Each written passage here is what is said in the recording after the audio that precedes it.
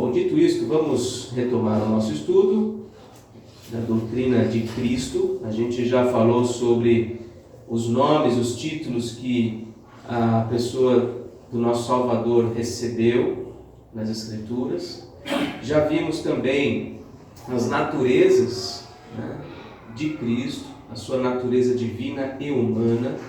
Isso é essencial para a gente compreender o Evangelho, entender que Jesus é 100% homem, ser humano como nós somos, ao mesmo tempo que é o Filho de Deus no sentido de ser Deus.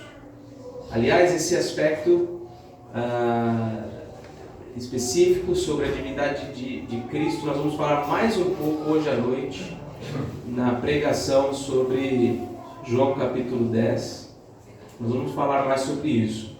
Na mente do judeu, quando Jesus deixava claro que ele se chamava assim, o Filho de Deus, ele se referia a Deus como seu Pai, para a mente do judeu, isso automaticamente significava que ele estava dizendo que ele era Deus.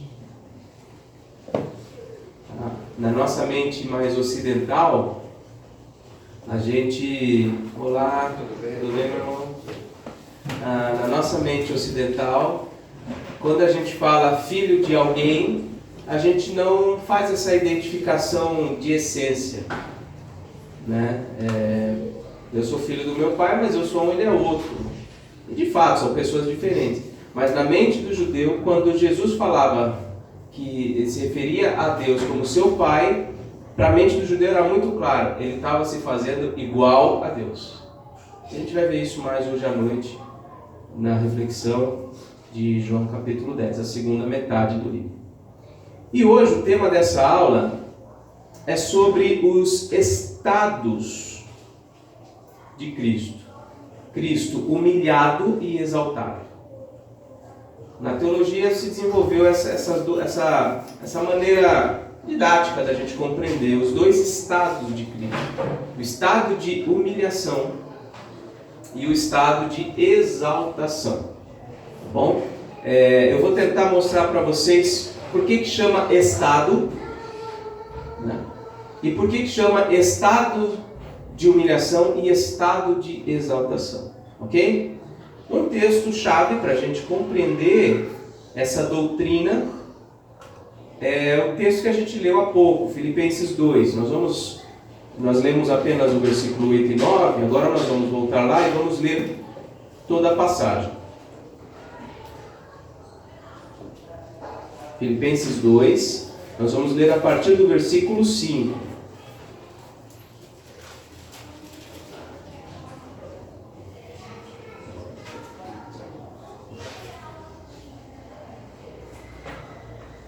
Ok? Todos abriram? Vamos ler então com atenção. Olha só. Tende em vós o mesmo sentimento que houve também em Cristo Jesus. Pois ele, subsistindo em forma de Deus, não julgou como usurpação o ser igual a Deus. Vamos aos poucos aqui. Paulo está dizendo o seguinte, olha, vocês precisam ter o mesmo sentimento, a mesma disposição que houve na pessoa de Jesus Cristo. E aí no versículo 6 ele vai dizer o que Jesus era, para depois falar o que ele se dispôs a ser. Versículo 6 vai dizer, ele, subsistindo em forma de Deus, não julgou como usurpação o ser igual a Deus. Então, ele, sendo Deus, subsistir é no sentido de ser, né? Ele sendo Deus, não julgou como usurpação o ser igual a Deus, ou seja, ele não se colocou na posição de Deus, ele era Deus. Ao dizer que ele era filho de Deus, ele não estava usurpando o título e a qualidade de ninguém, ele era de fato. Mas mesmo sendo Deus, o que ele fez? Versículo 7. A si mesmo se esvaziou. Se esvaziou não da sua divindade, mas se esvaziou da sua glória, da majestade, assumindo a forma de servo, tornando-se em semelhança de homens e reconhecido em figura humana. Eu já vi um tempo atrás, não sei se foi o Fantástico, na época que eu ainda ligava na Globo, um quadro interessante, né? Que nessas grandes empresas sempre tem, em toda empresa deve ter alguma coisa semelhante, mas nas grandes empresas eu acho que isso é mais notório. Quando tem um chefe, um gerente, o dono, enfim, ele tem lá o seu gabinete, ele anda de terno e gravata para cima e para baixo, só fiscalizando o que os funcionários estão fazendo.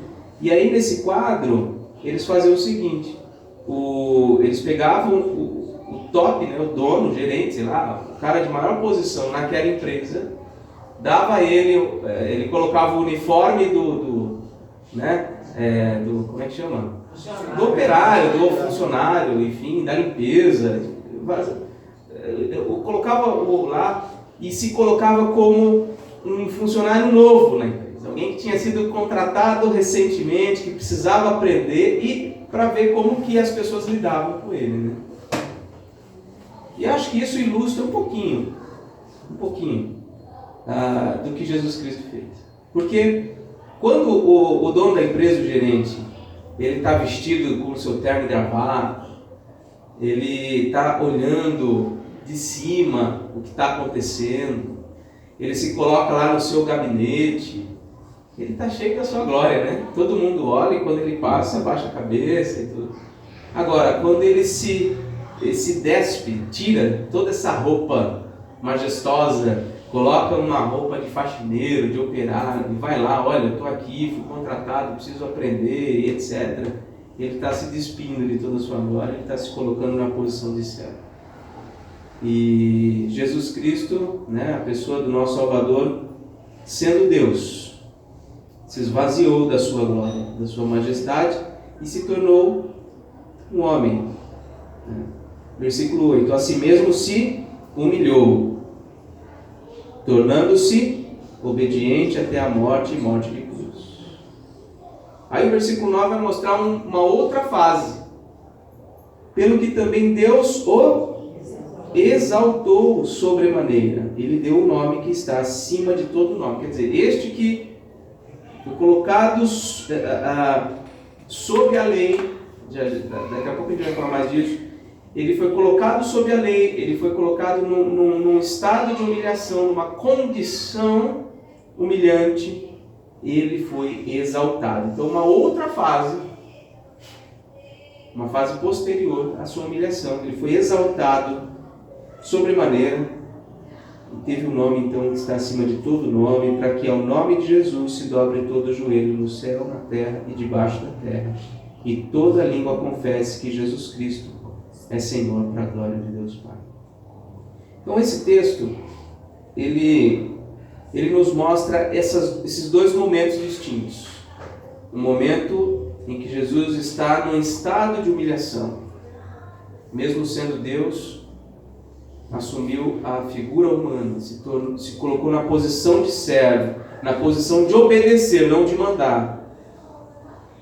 E por ter cumprido isso perfeitamente, ele então foi colocado numa posição de exaltação. E ele então é Senhor e superior sobre todos os homens. Esse é um texto importante para a gente perceber isso aí. Um outro texto também igualmente importante é de Gálatas. Vamos dar uma olhada lá. Gálatas capítulo 4.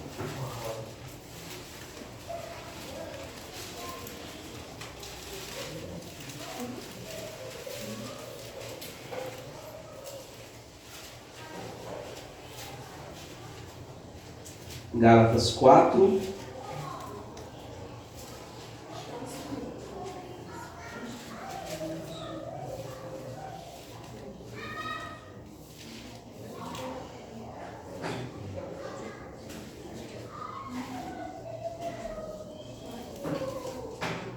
nós vamos ler o versículo 4 e o versículo 5.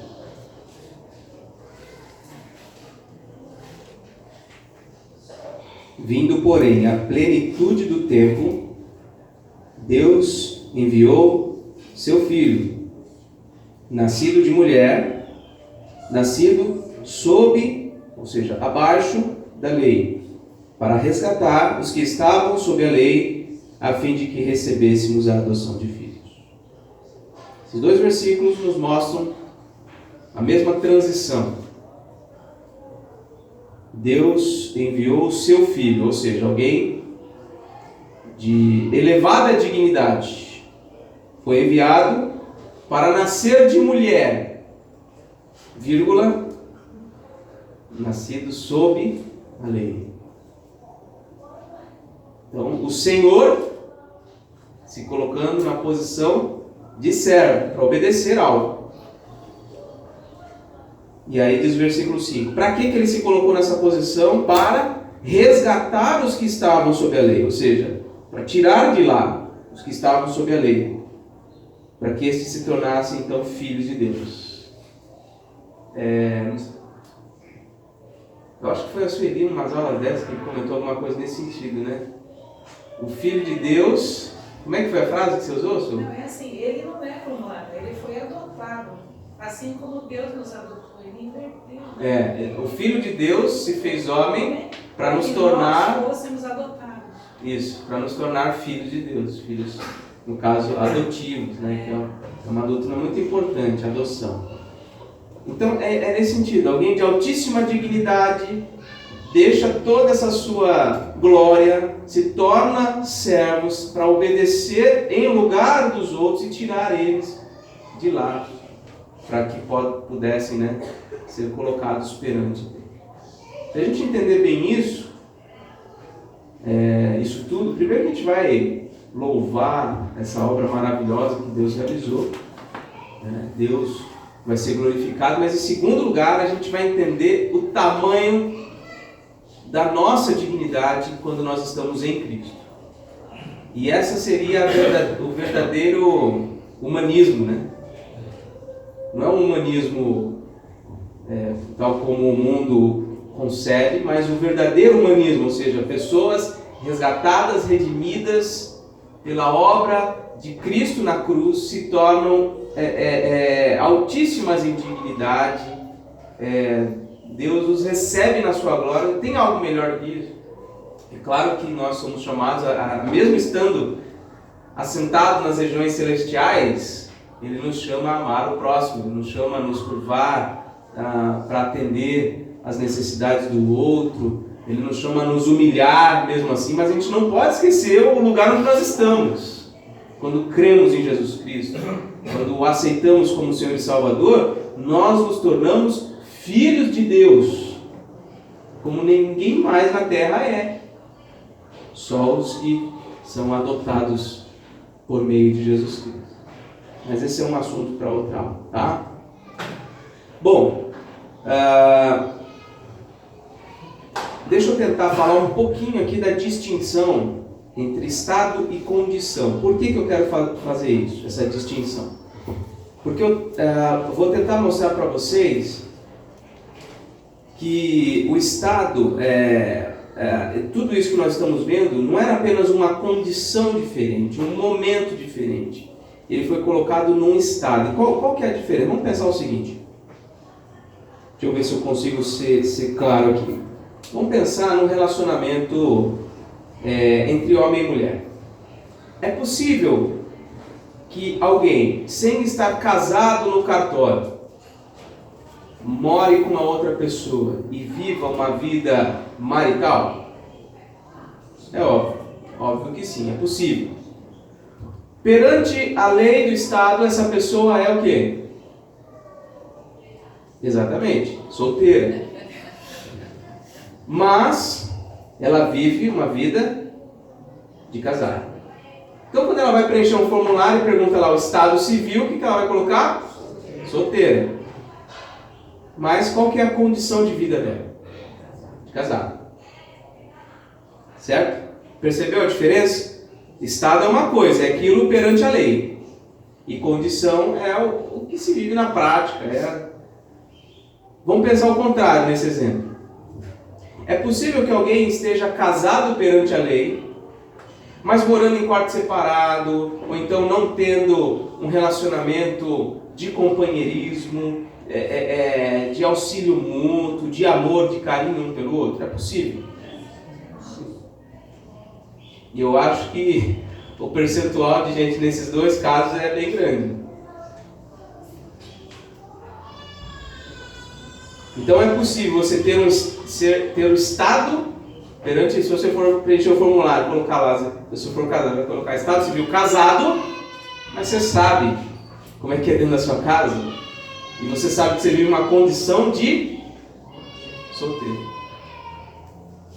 Você não tem um companheiro, você não tem uma pessoa do seu lado que você ama, que te ama, enfim, com todas as implicações desse relacionamento. Então, essa é a diferença entre estado e condição. Essa é a diferença entre estado e condição. Acho que a Lívia precisa de ajuda, mano. Hã? Tem duas ajudando ela. Cadê a mãe dessa aqui, né? Isso vai pro vídeo, não vou cortar não.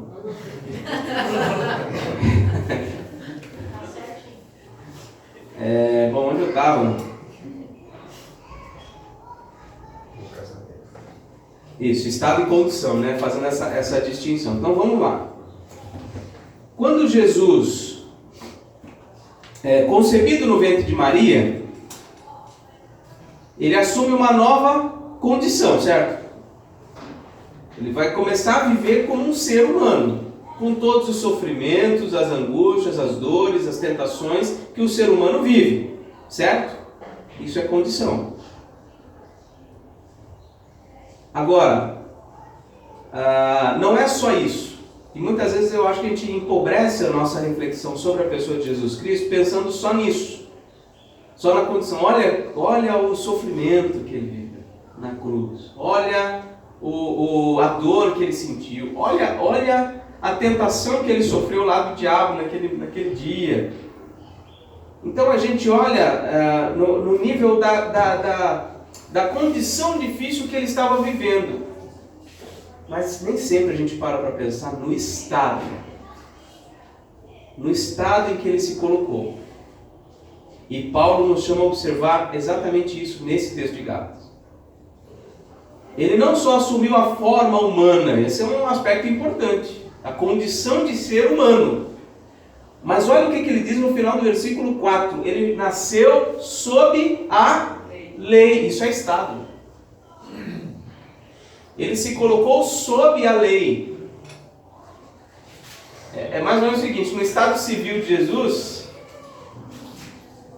é que vai ficar esquisito, mas ele colocou o meu estado, estou como ser humano sob a lei. Sob a lei. E sob a lei em todo sentido. Em todo sentido. Aí eu quero falar de alguns sentidos. Se você já estudou um pouquinho o Antigo Testamento, sobre as leis do Antigo Testamento, geralmente o pessoal faz uma distinção entre lei civil, lei moral e lei cerimonial. Quem já estudou refletindo nessas coisas aí? Algumas, né? Lei civil, lei moral e lei cerimonial. Quando você lê o texto lá de Êxodo, de Levítico, você vai ver um monte de leis. E aí como é que a gente interpreta tudo isso? A gente tem que tentar observar, essa é uma lei civil, ou é uma lei moral, ou é uma lei cerimonial? É claro que é difícil você enquadrar às vezes alguma lei só em uma dessas coisas. Mas enfim, são basicamente essas três. Didaticamente falando, é bom a gente compreender dessa forma. A lei civil é aquela lei que o povo de Israel deveria cumprir, né? Não era uma lei para todos os povos naquele momento. Uma lei civil, né, que Deus estabeleceu. Era um governo teocrático, então Deus estabeleceu a lei, uma lei civil. Mas tinha também a lei moral. Lei moral é o quê? Lei moral é uma lei que Deus espera de todos os seres humanos, não é só para Israel. Uma lei moral é uma lei que tem uma abrangência, né, muito maior para todos os seres humanos. Por exemplo, o assassinato não assassinar não é apenas uma lei civil, é uma lei moral. Tá? O que seria uma lei civil? No caso de alguém assassinar uma outra pessoa, ele deve ser morto. Ele deve ser morto de tal forma. Isso é uma lei civil. Agora, não assassinar é uma lei moral. Uma lei que deve alcançar todas as pessoas. E tinha também a lei cerimonial, que dizia respeito ali ao que o povo devia fazer. Levar o seu sacrifício, levar suas ofertas. Tinha os dias específicos de adoração e tudo mais. Né? Então a lei cerimonial. Sob qual lei você acha que Jesus se colocou? Sobre a lei civil, sobre a lei moral ou sobre a lei cerimonial? Sobre a lei moral. Ele se colocou sobre todas as leis. Mas especificamente sobre a moral, porque a dele indica para nós uma lei moral. Tá. Embora esteja aplicada em todas as leis, mas a dele foi moral. Tá. Então ele não tinha nenhuma obrigação de obedecer às leis civis. Ele tinha. Ele então, andava junto. Ele andava as então ele se pôs em... Mas ele tinha uma lei fixa que era a lei moral. Tá, mas se ele cumprisse a lei moral e não cumprisse a lei civil, Sim, não, ele vai cumprir. ia ser um problema, né? Ele ia ser um transgressor. Ele seria, mas não. Então veja, o que eu quero mostrar é que Jesus ele se pôs sob a lei em todos esses sentidos. É claro que a obediência dele à lei moral, né, a gente olha como algo mais proeminente, né? Mas ele se colocou sob a lei civil. A gente pode dar uma olhada em alguns textos, por exemplo, em Mateus 17, 24 a 27, vai falar lá sobre o imposto. O imposto que eles deveriam pagar. Alguém vem questionar, fala, mas Jesus não paga o imposto, e aí Jesus fala para Pedro.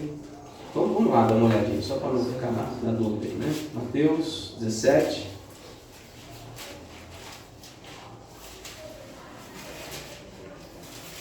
24. Tendo eles chegado a Cafarnaum, dirigiram-se a Pedro os que cobravam impostos das 2 dracmas e perguntaram: não paga o vosso mestre as 2 dracmas? Sim, respondeu ele. Ao entrar Pedro na casa, Jesus se lhe antecipou, dizendo: Simão, o que te parece? De quem cobram os reis da terra impostos ou tributos? Dos filhos ou dos estranhos? Respondeu Pedro: dos estranhos. Jesus lhe disse: logo estão isentos os filhos. Mas, para que não os escandalizemos, vai ao mar, lança o teu anzol. Primeiro peixe que fisgar, tira-o, e abrindo vai ter um estáter. Toma-o e entrega-lhes por mim e por ti. Então, ele paga imposto. Ele se colocou ali sobre a lei civil. E a questão da lei moral, a gente pode ver lá em Mateus 5. Mateus 5, 17, por exemplo. Ele diz assim: não penseis que vim revogar a lei ou os profetas. Não vim para revogar, vim para cumprir. Porque em verdade vos digo, até que o céu e a terra passem, nenhum i ou um tio jamais passará da lei até que tudo se cumpra. E esse texto vai falar muito sobre a lei moral mesmo, né? Vai falar do casamento, vai falar no caso do adultério, do homicídio, da vingança, do juramento, do amor ao próximo, as leis morais, aquilo que Deus espera de todos os homens. Ele se põe sob a lei para quê? Não para revogar, mas para cumprir. E a questão da lei cerimonial? Vocês acham que Jesus teve de cumprir? Se colocou sob a lei cerimonial de Israel também, ou não? Eu acho que sim. Hã? O templo ele não ia também? O que ele fazia? Ou o que foi? Dá algum exemplo de algo que ele fez. Acho que o servo, ele falava, vai ser principalmente o sacerdote. Isso. É a orientação que ele dá a alguém, né? Mas, por exemplo, a gente pode lembrar do próprio batismo de Jesus. A gente pode lembrar da circuncisão. Ele foi circuncidado. Os Né? 12 anos também estava no tempo. Ele estava no templo. Então, ele tinha uma vida comum, né, de um judeu, nesses sentidos aí também cerimoniais. Então Jesus se colocou sob a lei em todos esses sentidos, para obedecer e para cumprir todas as coisas. Por isso que quando fala que ele não teve pecado nenhum, é tudo isso aí. Ele não ofendeu a Deus em nada, ele não ofendeu ou transgrediu nenhuma lei que lhe era imposta. Mas, como a gente falou, a lei moral, que é aquela lei diante de Deus, ela ganha uma posição, né, de maior importância. Por quê? Porque a lei moral é aquilo que Deus espera de todo homem. A lei civil muda? Muda. Cada país tem a sua, né? A lei cerimonial foi dada por Deus para o povo de Israel. E toda aquela lei cerimonial apontava para a pessoa e para a obra de Jesus Cristo. Ele teve de cumprir tudo isso? Sim. Inclusive ele próprio foi o cordeiro pascal morto, né? Ele só não prestava esse sacrifício, né? Porque ele mesmo já era... Ele se fez sacrifício. Então ele cumpriu sim também a lei cerimonial, né? Então a lei cerimonial, vamos pensar agora para nós aqui. A lei cerimonial foi resolvida pela obra de Jesus Cristo? Sim. Então nós não temos que cumprir uma lei cerimonial tal como do Antigo Testamento. A lei civil foi cumprida por Jesus Cristo? Foi. Mas isso para nós, digamos que não tem uma implicação direta, porque nós vivemos sob uma outra Constituição civil, né? Agora, e a lei moral? A lei moral, que é aquilo que Deus espera de todo homem. Deus espera de mim e de você. E agora a gente vai tentar estudar um pouquinho essa lei moral, em três sentidos, né?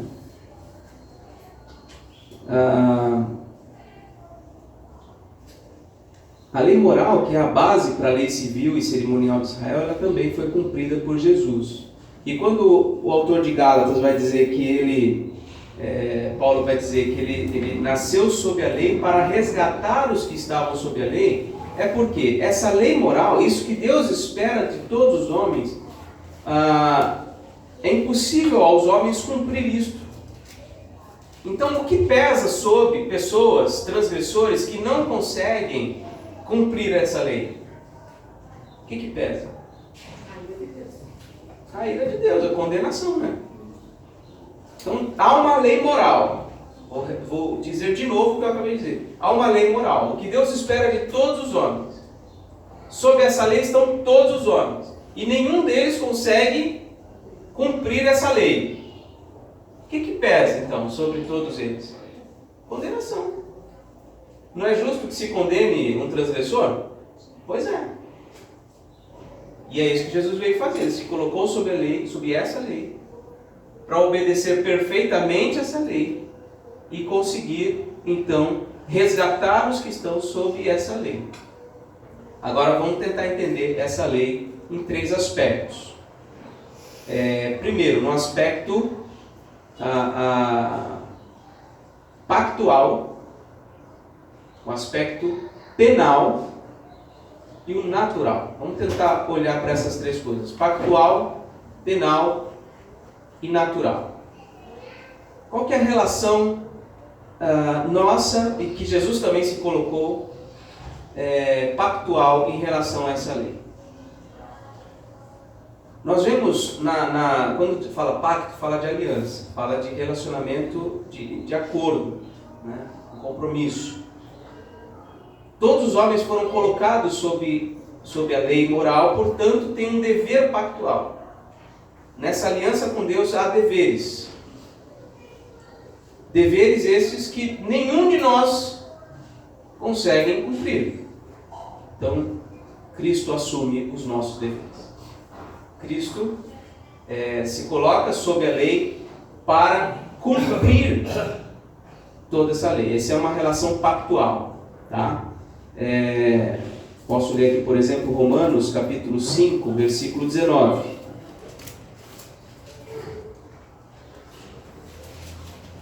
Olha só. Porque, como pela desobediência de um só, muitos se tornaram pecadores, ou seja, um só quebrou a lei moral. Muitos, portanto, se tornaram pecadores. Assim também, por meio da obediência de um só, muitos se tornarão justos. Então, nessa relação de aliança com Deus, o nosso representante desobedeceu e o pecado veio sobre todos nós. O que a gente precisa então, para a gente sair dessa? A gente precisa de um novo representante. Alguém que obedeça essa aliança, obedeça essa lei. E esse versículo está dizendo que por meio da obediência de um só, muitos podem se tornar justos. Então a lei moral, né, ela tem como um aspecto a relação pactual, ou seja, uma relação de deveres e de obrigações. Jesus assume isto e obedece toda a lei moral de Deus em nosso lugar. Mas também tem um aspecto penal, ou seja, aqueles que não cumprem devem ser punidos. E o que Jesus faz nesse sentido? Ele assume a nossa culpa. Ele não só assume o nosso dever de obedecer, e obedece tudo, como ele assume a nossa culpa e paga por toda ela. Por isso Jesus precisou passar a vida inteira obedecendo e ainda no final morrer com todos os nossos pecados sobre os seus ombros. Estão entendendo? Então, na relação pactual, ele precisou obedecer tudo. Essa relação pactual foi quebrada, nós herdamos a condenação. Ele precisou pagar por tudo. E ainda tem uma relação dentro dessa lei moral, uma relação natural, ou seja, é difícil para mim explicar isso. Uma relação natural, um dever natural, não só de leis específicas, mas no geral, de amar a Deus, de amar ao próximo. Jesus também fez isto. Ele amou ao seu próximo, ele amou ao seu Pai. A gente vê, por exemplo, isso lá em João. Eu esqueci de ler Gálatas. Nessa questão penal, Gálatas 3, versículo 13, diz assim: Cristo nos resgatou da maldição da lei, fazendo-se Ele próprio maldição em nosso lugar. Porque está escrito: maldito todo aquele que for pendurado em madeira. Quer dizer, Ele não só obedeceu tudo em nosso lugar, como Ele pagou por todos os nossos pecados em nosso lugar. Então, relação pactual, relação penal. Entenderam esse ponto? Agora tem a relação natural, que seria o dever natural de todos os seres humanos de amar a Deus e amar ao próximo. Jesus cumpriu isso aí? Sim ou não? Sim. Por exemplo, João 13, versículo 1, diz aí: antes da Páscoa, da festa da Páscoa, sabendo Jesus que era chegada a sua hora de passar deste mundo para o Pai, tendo amado os seus que estavam no mundo, amou-os até ao fim. Então Jesus amou. Capítulo 17 de João, versículo 4: eu te glorifiquei na terra, está falando com o Pai, consumando a obra que me confiaste para fazer. Ou seja, Jesus amou e obedeceu a Deus Pai. Beleza. Agora vamos lá. Essa é uma parte complicadinha. Depois, se vocês tiverem dúvidas, vocês perguntem, hein, gente. Deixa eu só tomar uma água aqui.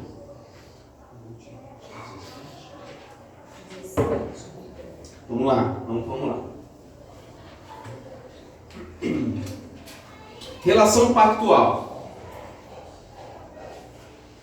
Jesus obedeceu em nosso lugar toda a lei de Deus, certo? Certo. Há algo ainda que nós precisamos obedecer para nos tornarmos filhos de Deus, para sermos resgatados dessa lei?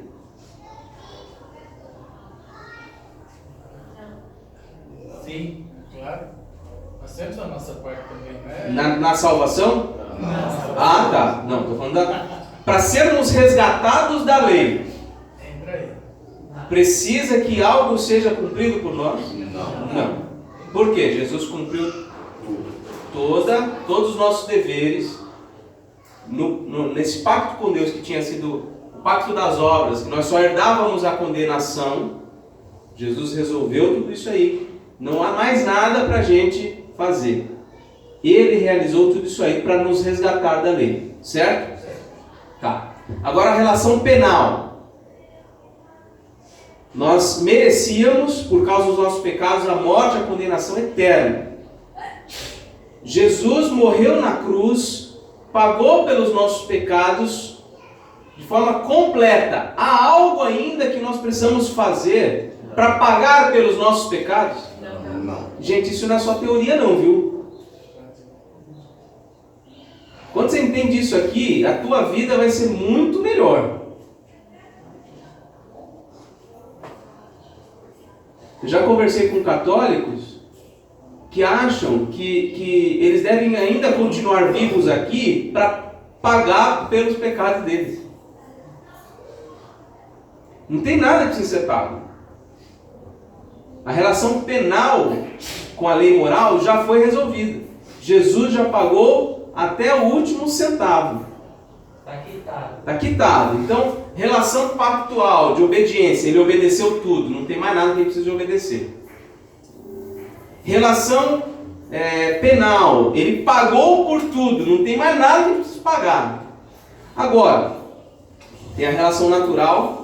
Eu não sei se esse nome, né, natural, eu não sei se é a melhor designação, mas só para você entender.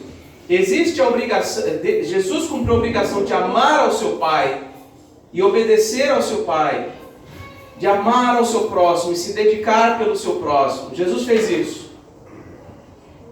Nós não precisamos mais fazer? Aí que eu confundi, viu, pastor? Mas é aí que entra. Então essa relação natural com a lei moral, ela foi cumprida por Jesus. Mas não significa que nós não temos ainda o dever de observar isso. Mas não para sermos resgatados da lei. Porque nada do que nós fizermos nessa relação com Deus e com o próximo pode nos tirar debaixo da lei. Só Jesus pôde fazer a obediência completa e cumprir o preço, pagar o preço completo para nos retirar de sob a lei. Então Jesus se colocou sob a lei, ou seja, o estado de humilhação.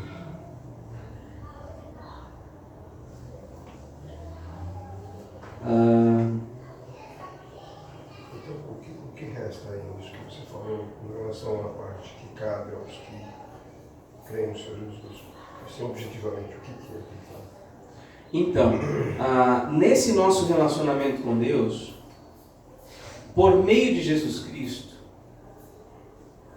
a única coisa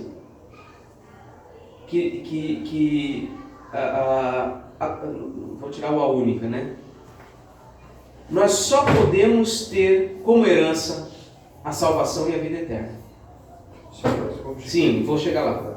Tá? Então, nessa nossa relação com Deus, por meio de Jesus Cristo, se nós estamos nos relacionando com Deus por meio de Jesus Cristo, a única coisa, falei a única de novo, né? A coisa que nós temos como garantida é a salvação e a vida eterna. Ponto. Agora, o que nos resta? Bom, se está tudo resolvido, né? E aí é onde muita gente vai falhar na compreensão, né? Se está tudo resolvido, muita gente vai dizer, bom, então não tem mais nada para fazer. Eu não preciso fazer mais nada, eu não tenho nenhuma obrigação, Jesus já fez tudo por mim, eu posso então viver da maneira como eu quiser. Irresponsavelmente, de forma negligente e tudo mais. Então, essa é a conclusão de muita gente, mas não é a conclusão bíblica. Não é a conclusão bíblica. A Bíblia afirma, olha, toda a obediência que você tinha que prestar, Jesus prestou. Todo o preço que você devia pagar, Jesus pagou. Agora que você está numa relação com Deus por meio de Jesus Cristo e tem a vida eterna, agora ame a Deus sobre todas as coisas e ame ao próximo. Então, toda a vontade de Deus, no que diz respeito à lei moral, ela agora deve ser observada. Acho que é esse o ponto que você quer colocar, você está despertando para a gente falar. Ela deve ser observada, mas não mais como uma forma de nós sairmos dessa condenação e alcançarmos a salvação, mas como uma forma de gratidão, de louvor, de adoração a Deus. Eu ia pular essa parte, mas acho que eu vou seguir aqui. Vamos pensar o seguinte. Digamos que eu tenha cometido crimes hediondos, tenha feito atrocidades, coisas terríveis na minha vida. E eu fui preso,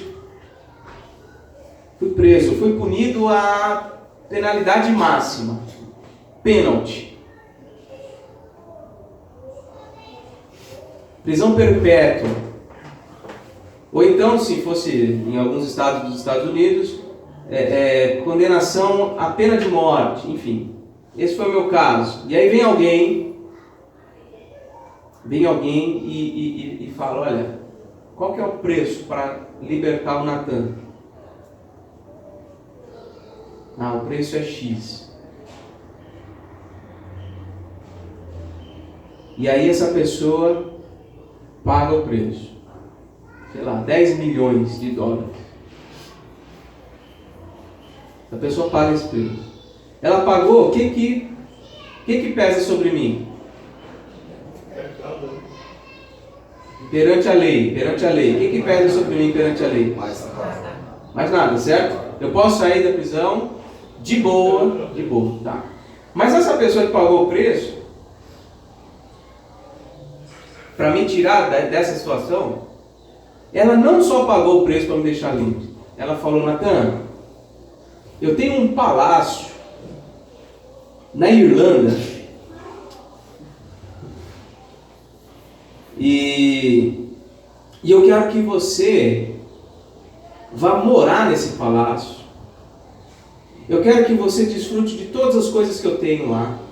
Eu quero que você viva lá. Eu vou manter você por todos os dias da sua vida até o final.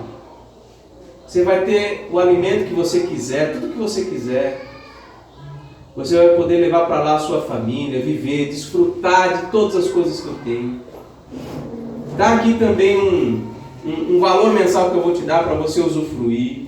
Lá você vai se posicione como dono de todas aquelas coisas lá. São suas. São minhas, mas eu estou conferindo a você todos os direitos de usufruir dessas coisas, como suas. E aí eu, que cometi crimes hediondos, e fiz as piores atrocidades contra Deus e contra o meu próximo, me vejo agora numa condição, ou num estado numa condição muito privilegiada. Eu fiz alguma coisa para sair da cadeia? Eu fiz alguma coisa para limpar a minha ficha perante a lei? Eu fiz alguma coisa para ser colocado nesse palácio maravilhoso lá no alto de uma montanha na Irlanda? Eu fiz alguma coisa para conquistar o direito de usufruir e de governar e administrar todos aqueles bens? Não. E tem aí no final da história, ele ficou no seu lugar, né? Ele assumiu o seu lugar. Sim, mas ele pagou, né? Pagou, mas ele acabou assumindo a sua culpa, né? Sim, ele assumiu, mas ele pagou. Definitivamente, ele não precisou ficar preso. Sim. É isso que eu quero dizer. Ele não precisou ficar preso e tal. Essa é uma ilustração bem rasa, tá? Mas é só para a gente vislumbrar mais ou menos. Então veja, eu não fiz nada por isso tudo. Qual deve ser a minha atitude? O que se esperaria de mim se isso tivesse de fato acontecido na minha vida? Uma regeneração. No sentido de mudança de vida, de gratidão. Eu devo até minhas cuecas para essa pessoa aí. Então, sabe, eu preciso honrar essa pessoa com tudo que eu puder. É como Né? a passagem de Jesus, como foi apedrejado por uma prostituta. Ele olhou, cadê quem te condena? E conciliou, só vai e não peques mais. É essa a condição. É isso que se espera. É isso que se espera, né? Fala, seu Jovem. O pastor está muito claro no Romanos capítulo 4, a justificação dos gentes, nos elegeu, nos predestinou para a salvação, para sermos a imagem de Cristo. Isso. Então nós temos um dever moral de gratidão, temos a imagem de Cristo nos nossos atos, nas ações. Isso. Nessa nossa ilustração, até a gente poderia incluir alguma coisa mais para encaixar nesse ponto, mas é isso mesmo.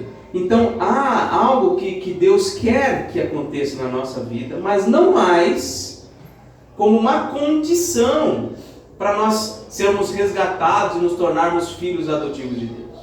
Não como uma condição, né? Mas como gratidão, como adoração. Quer dizer, Deus mudou a nossa essência. Nessa ilustração que eu fiz é ruim. Por quê? Porque nessa ilustração, aquele que pagou o preço X lá, para que eu pudesse ser livre, ele não tem poder nenhum de mudar a minha natureza.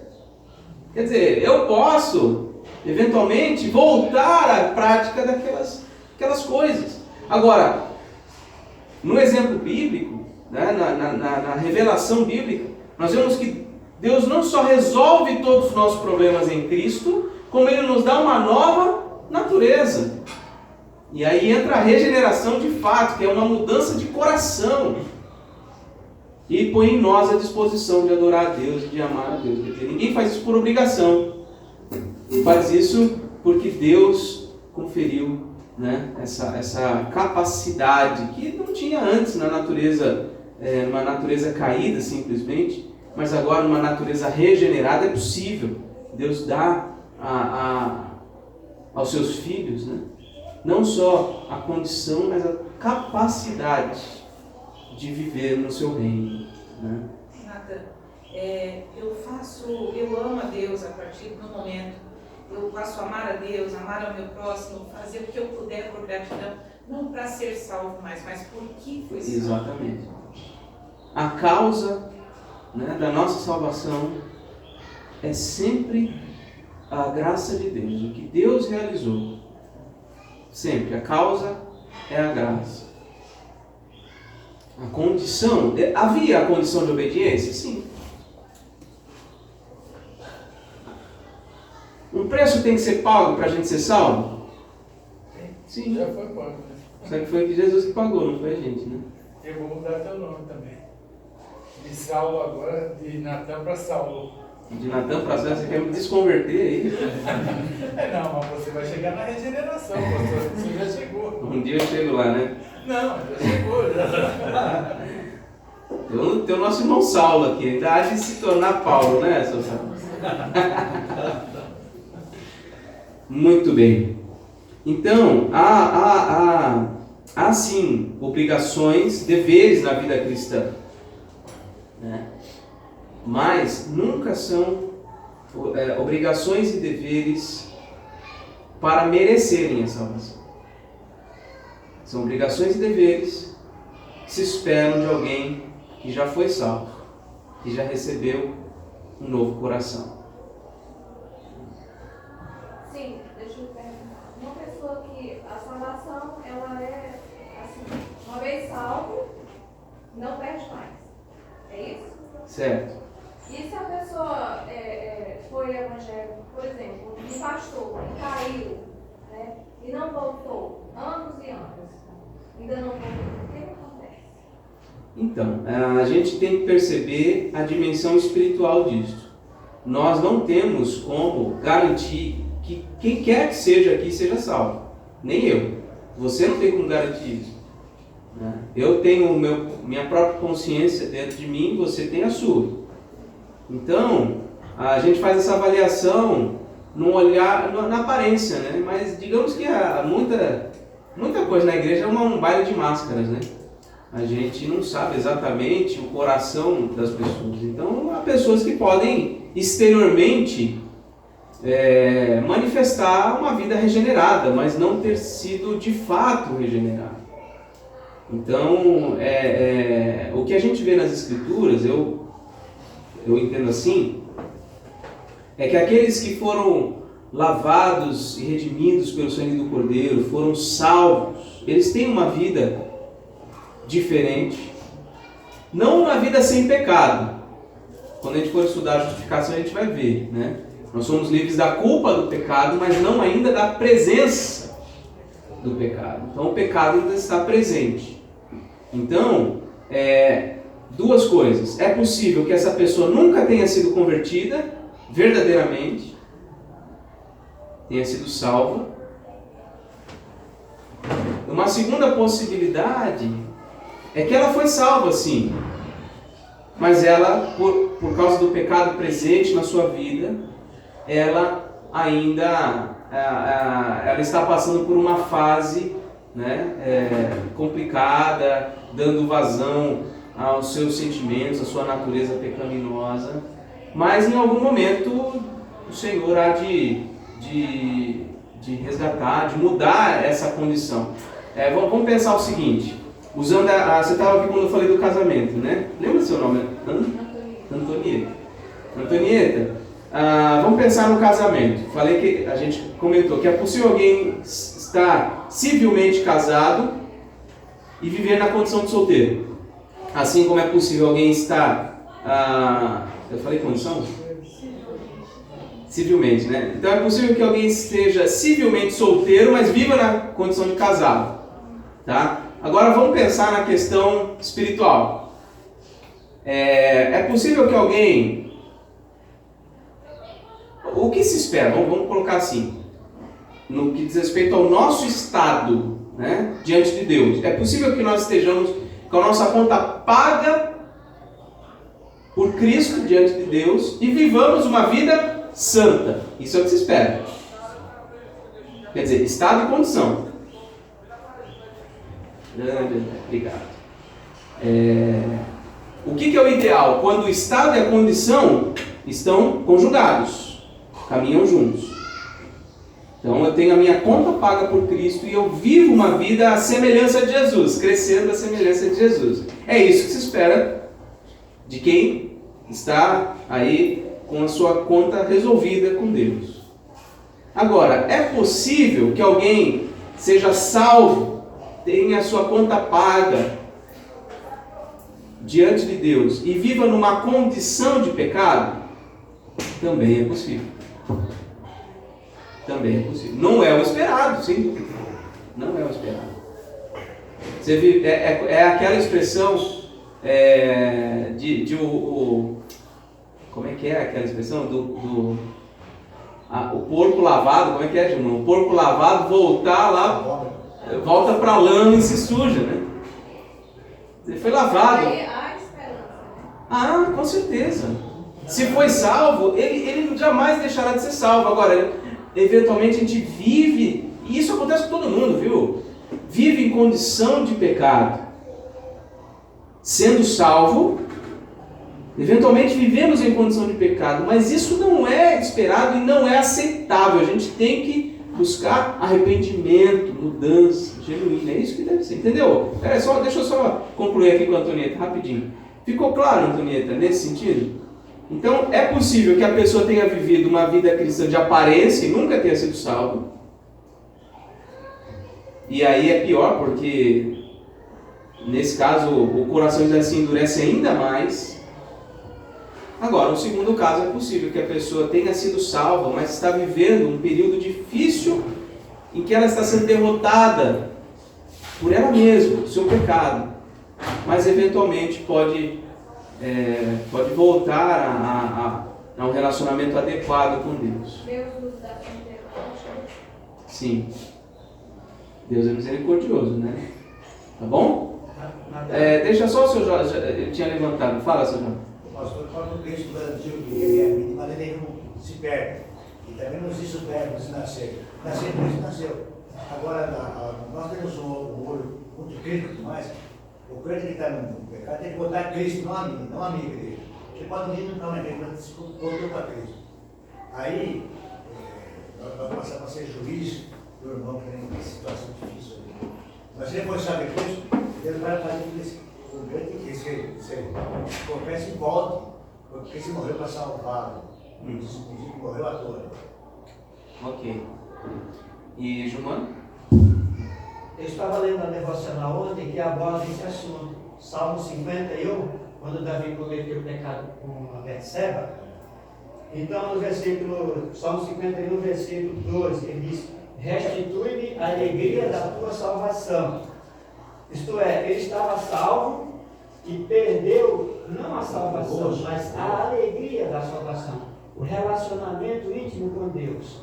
Então significa que o crente, lá em 1 de João fala, que aquele que ama a Deus não vive na prática do pecado, mas é um acidente que aconteceu. Então todo pecado que causa, a gente vai perder o salvo, ele perde o relacionamento com Deus, ele perde a alegria plena, então ele não perde a salvação.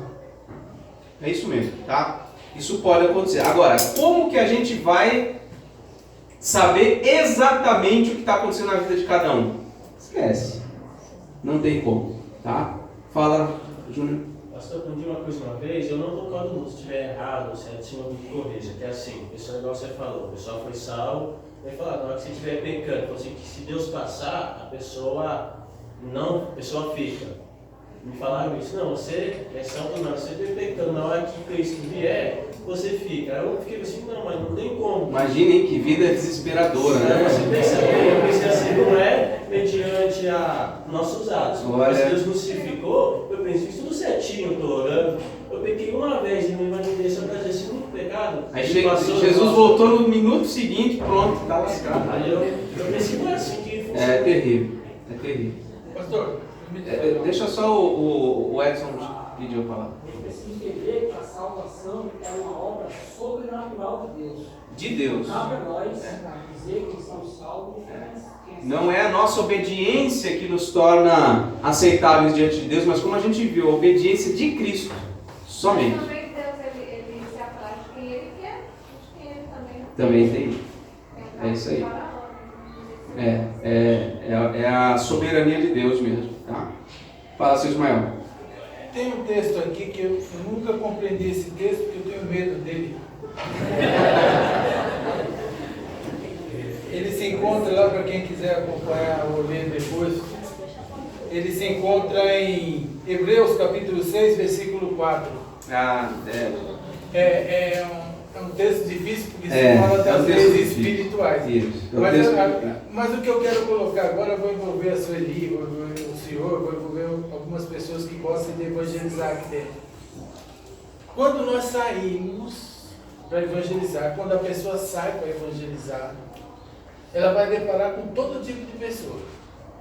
Ela vai deparar com tatuagem, piercing, gay, mulheres com dupla personalidade, não sei como fala.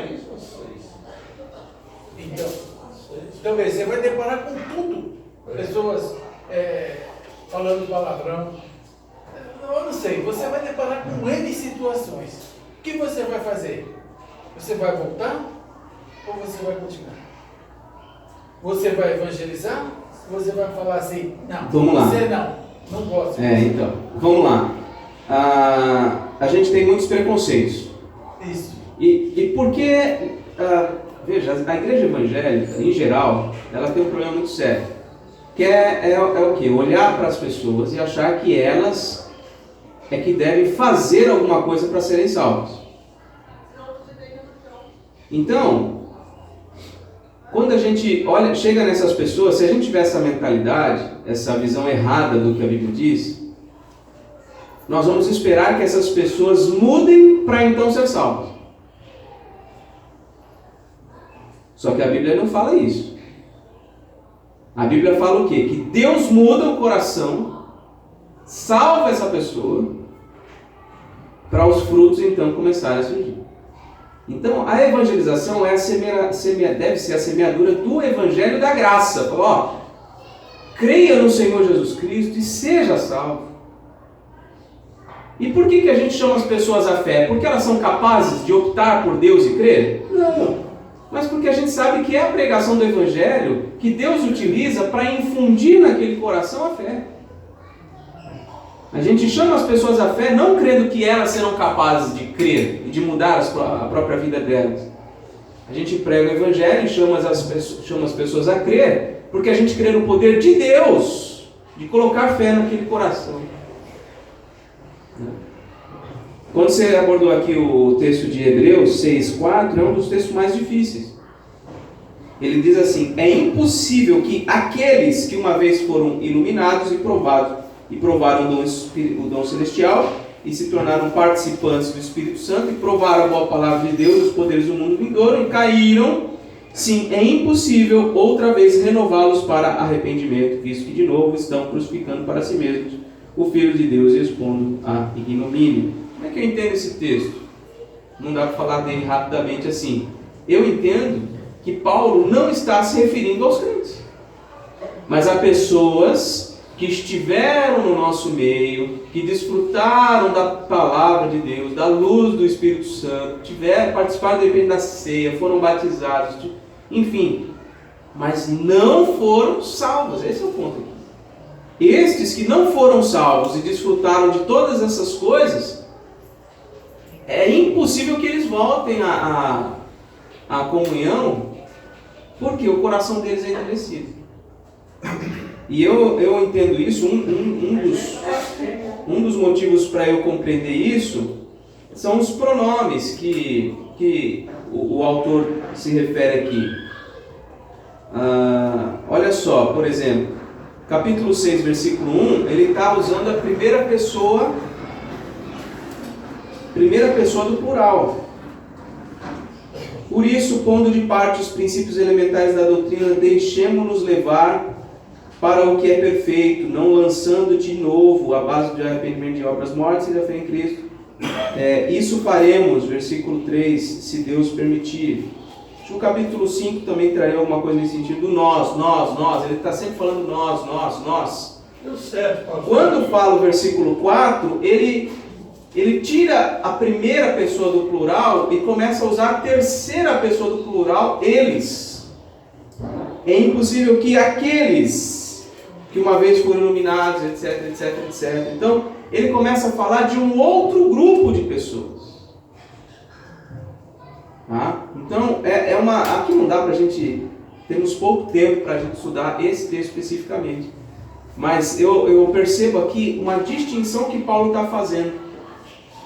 Tá? Entre aqueles que foram salvos e o modo como eles devem viver, e aqueles que não foram salvos, mas desfrutaram das coisas do reino de Deus e se apartaram. Né? Fala, seu Saulo.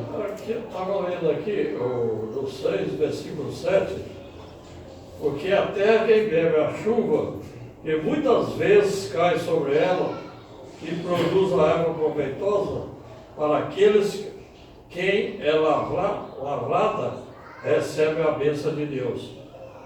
Quer dizer que aí eu estou dando uma resposta lá para o que o irmão falou. Né? Sabe por que eu fiz essa pergunta? Baseado na minha moral, eu tenho uma filha que foi criada dentro da igreja, praticamente. E hoje ela se encontra no mundo. Então, eu fico assustado quando eu leio esse daqui, e a mesma pergunta que a irmã fez, o irmão Saulo ainda faltou ler o versículo 8, mas eu tenho medo, sabe, quando o coração desfalece assim, parece que dá aquele aperto assim, e você fala assim, e agora? É um susto, porque filhos de sacerdotes, se você olhar no passado, filhos de pessoas mesmo de dentro da igreja sacrificavam seus filhos na fogueira e muitas coisas, e não eram salvos. Não é fácil, gente. Não é fácil, gente. Especialmente quando se refere a pessoas do nosso convívio, do nosso amor, né? Agora, é o que aquela parábola da semente, né? Dos 4 tipos de solos diferentes nos diz. Nos 4 solos, a semente caiu. Nos 4, a semente caiu. Mas o que aconteceu depois foi diferente em cada um dos solos. Agora, qual responsabilidade nós temos pelo solo? Nenhuma. Nós temos uma responsabilidade em relação à semente, que é lançar. Temos que lançar a semente. Isso é nossa responsabilidade. Mas o solo a gente não tem como mudar. É descansar na soberania de Deus. Descansar. Pastor, eu estou comentando no exemplo do irmão aí, mas o senhor tem que sabe? Eu não sou pai, pastor Nelson. Eu tinha uma neta que tocava de teclado na igreja na hora do dia. Essa caída mudou aí, se perdeu, me deu trabalho. Eu chorava, aí eu chorava, caí de joelho em oração, pedindo. Se converteu, hoje é diácono da igreja, na verdade. Não está lá no banho dessa moça. Casou, gentinha. Então, nós precisamos entregar com Deus, rogar a Deus, só que a gente orar, tanta coisa. A gente não pode, né, mudar a realidade espiritual do coração de ninguém. Né? Beto? Você não está mão? Quando eu fiz essa pergunta, né, há muitos anos atrás, quando meu filho tinha 5 ou 6 anos, então de pé no carro, eu até lembro, um fusquinha que eu tinha, nós estávamos indo na escola dominical e ele pegou e falou assim: pai, se a Adão e Eva não tivesse pecado, a gente estava numa boa, né? Eu achei interessante aquela pergunta dele. Eu parei o carro, pensei um pouco, eu disse para ele assim: nós vamos parar de nos preocupar com Adão e Eva. Mas por quê? Porque o Senhor Jesus já encerrou esse ciclo. Nossa preocupação hoje é viver uma novidade de vida. Se você abrir o seu coração a Jesus, em outras palavras, estou dizendo agora mais no nosso contexto aqui, né? Você vai poder começar uma nova vida. Você vai poder entender o que você é e por que ele morreu. Eu acho muito interessante quando o Paulo fala. Depois de tudo isso que nós conversamos aqui, Paulo diz: já estou crucificado com Cristo. Essa parte aqui nos falta em todo o relacionamento, porque a carne milita contra o Espírito, para não fazer aquilo que você já sabe que é correto, porque nós temos o selo do Espírito do Senhor.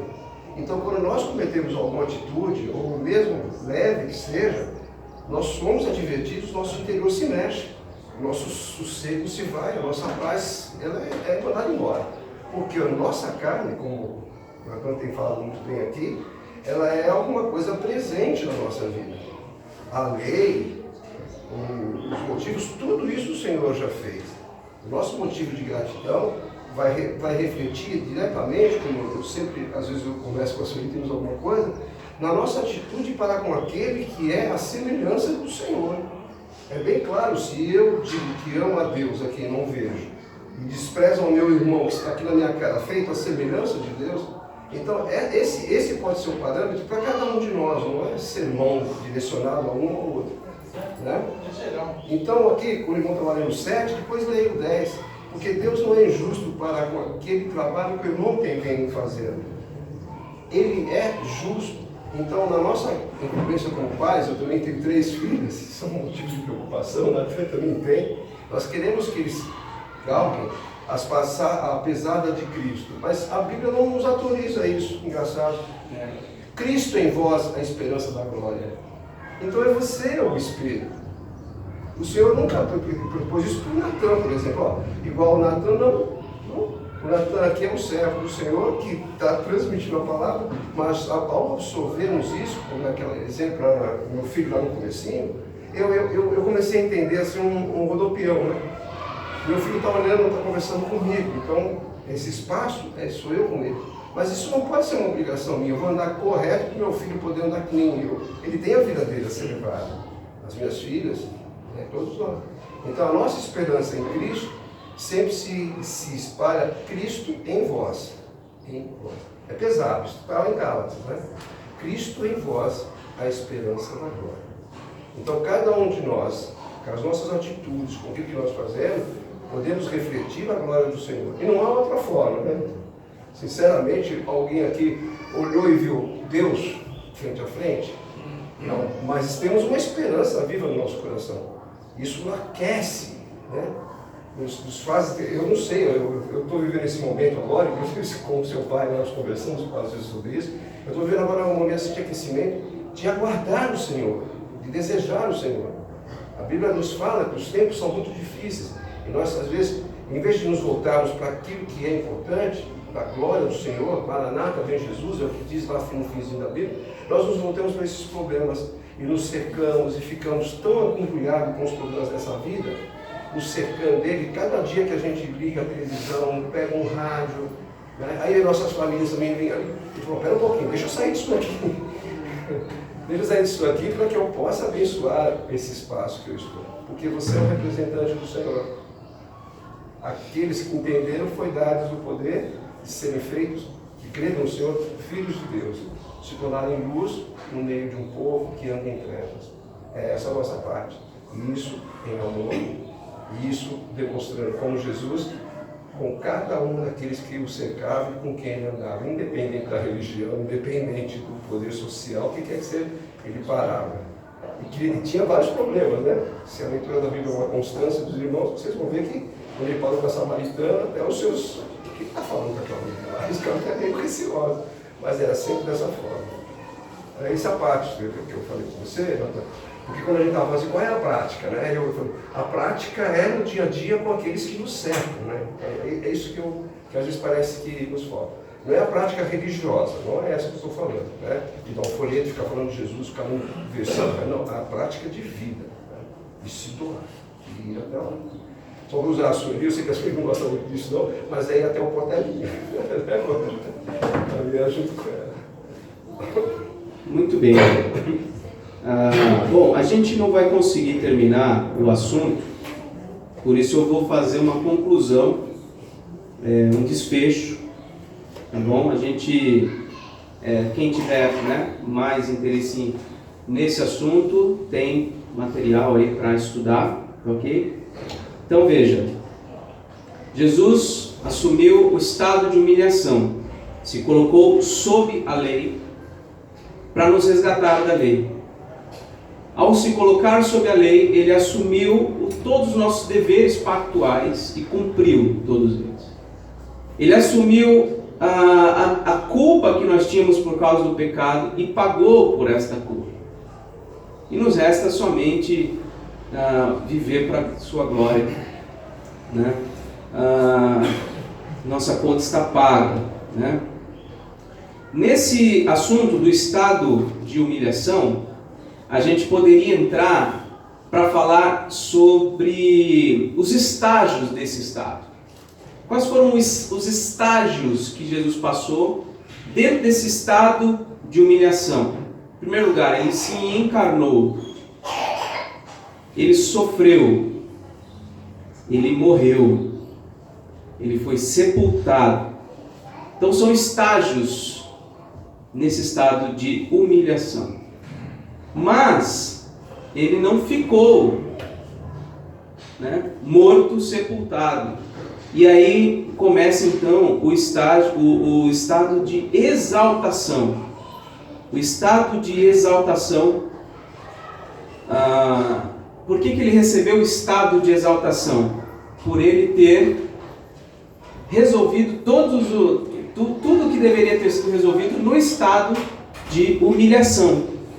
Então, nesse estado de exaltação, ele ressurgiu, ele ascendeu aos céus, ele se assentou à destra de Deus e ele há de voltar no seu estágio de exaltação. Seu estado, né, de exaltação. São alguns estágios. Entenderam? É um panorama rápido aqui só para a gente ter essa ideia. O estado de humilhação levou Jesus a se encarnar, a sofrer, a morrer, a ser sepultado. Por ele ter cumprido a lei de Deus, ter sofrido em nosso lugar, ter resolvido todo o nosso problema, Deus, o Pai, recebeu o seu sacrifício e o exaltou sobremaneira. E dentro desse novo estágio agora de exaltação, ele ressurgiu, ele ascendeu aos céus, ele está sentado à destra do Pai e ele voltará. Ele, portanto, se encontra no estado de exaltação. E se ele se encontra no estado de exaltação, né, nós devemos sim louvá-lo pelo seu sacrifício, devemos sim trazer à memória aquilo que nos dá, aquilo que resolveu o nosso maior problema. Por isso que a gente celebra a ceia com os representantes da carne e do sangue de Cristo. Porém, a gente não deve, como é que eu vou dizer isso de uma forma mais clara?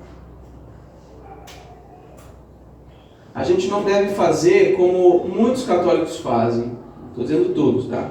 Mas muitos católicos fazem, de se curvar diante de um Cristo sofredor. Cristo sofreu? Sofreu. Mas ele não é mais um Cristo sofredor. Ele sofreu definitivamente. Então, por isso que nós temos a nossa cruz como nosso símbolo, mas uma cruz vazia. Jesus não aparece representado na cruz no seu sofrimento. Por quê? Porque ele se encontra no seu estado de exaltação. Ele passou pela cruz, mas ele não está mais lá. Ele não está mais lá. Nós louvamos a Deus pelo seu sacrifício na cruz, pela sua morte, pelo derramamento do seu sangue. Mas isso já foi realizado no passado. Então, a ideia, inclusive, da Igreja Católica, né, da teologia católica, de que na missa ou na celebração da Eucaristia, ali está o Cristo morto, ali está o elemento quase que físico do corpo de Cristo, e as pessoas pegam aquela hóstia e nem mesmo mastigam, como se para preservar Cristo de sofrer. Não, Jesus, em hipótese nenhuma, sofre mais nada. Ele está no seu estado de exaltação. Nós adoramos o Cristo ressurreto. Nós adoramos o Cristo exaltado. E aguardamos dos céus a volta dele, em poder e glória. Os homens o conheceram no seu estado de humilhação, no seu estado de sofrimento. Mas ele não se encontra mais nesse estado. Então a igreja tem esperança na volta do Senhor Jesus Cristo, em poder e glória. Adore a Cristo por tudo que ele viveu, mas não se esqueça de adorar a Cristo pelo seu estado atual de exaltação, de poder. A Bíblia vai dizer, Paulo vai dizer que nós estamos assentados com Cristo nas regiões celestiais. Vou saber que agora vem como juiz, né? A volta dele é como juiz, né? Então, meus irmãos, é isso, tá? Um panorama aí dos estados de humilhação e de exaltação do Senhor Jesus Cristo. Bom, vamos